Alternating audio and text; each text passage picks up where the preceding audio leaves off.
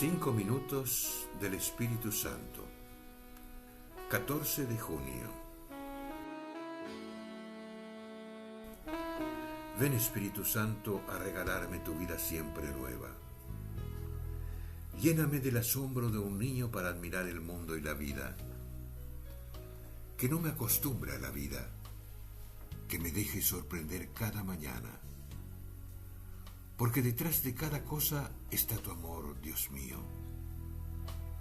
Ayúdame a reconocer que la rutina no existe, porque todo es nuevo cada día, porque siempre hay algo que está comenzando.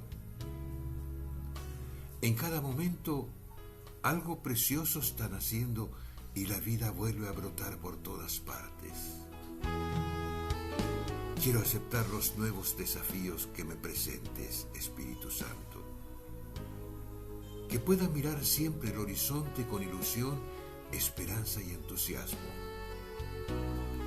Toma toda mi vida, Espíritu Santo, y llénala de la eterna novedad de tu amor.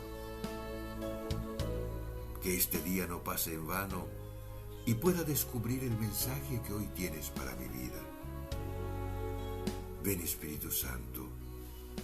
Amén. Cardenal Víctor Manuel Fernández. ¿Te gustó el video? Danos un like, un dedito hacia arriba, porque te gustó. Entonces podés suscribirte al canal y tocar la campanilla, así recibirás nuestras notificaciones.